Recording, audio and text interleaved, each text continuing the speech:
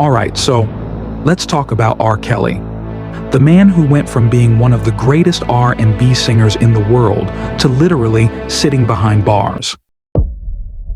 Yeah, the guy who once sang, "I Believe I Can Fly." Well, he flew too close to the sun. Robert Sylvester Kelly, born January the 8th, 1967 in Chicago, Illinois. He grew up in the South Side, a rough neighborhood where music was his escape. He couldn't read or write well, but man, when he opened his mouth to sing, people stopped and listened. By the early 90s, he was unstoppable. Hits like Bump and Grind and I Believe I Can Fly made him a global superstar. He worked with Jay-Z, Celine Dion, Michael Jackson, you name it, he was that guy. He was called the King of R&B, and let's be honest, for a while, he earned it. But behind that fame was something darker. Whispers started spreading about R. Kelly's behavior. Then came a bombshell. He secretly married 15-year-old Aaliyah in 1994. He was 27. The marriage certificate said she was 18, but it wasn't true. It was annulled later, but that was the first real sign something was off. And of course, people just shrugged it off because, he makes good music. That's how powerful fame can be. It makes people blind. Scene 3, the scandals stack up. In the 2000s, more women started speaking up. There were lawsuits, accusations of manipulation, abuse, even videos surfacing online, you know which one.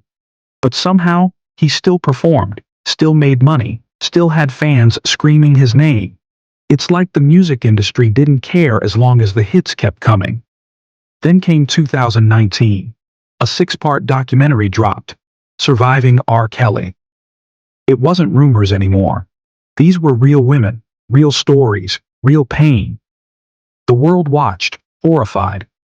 Suddenly, his concerts were canceled. Radio stations stopped playing his music. And the same people who once called him a genius started calling him a monster. In 2021, after decades of accusations, R. Kelly was convicted. Federal court, racketeering, sexual exploitation, and human trafficking. He was sentenced to 30 years in prison.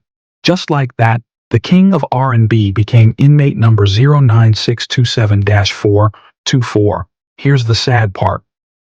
R. Kelly's story isn't just about one man's fall. It's about how power, money, and fame can blind everyone. Even the people who should have stopped him. He had everything, talent, wealth, respect, but he used it the wrong way. Final punchline, bold and reflective. So yeah, R. Kelly believed he could fly, but instead of soaring, he crashed hard. And if his story teaches us anything, it's this.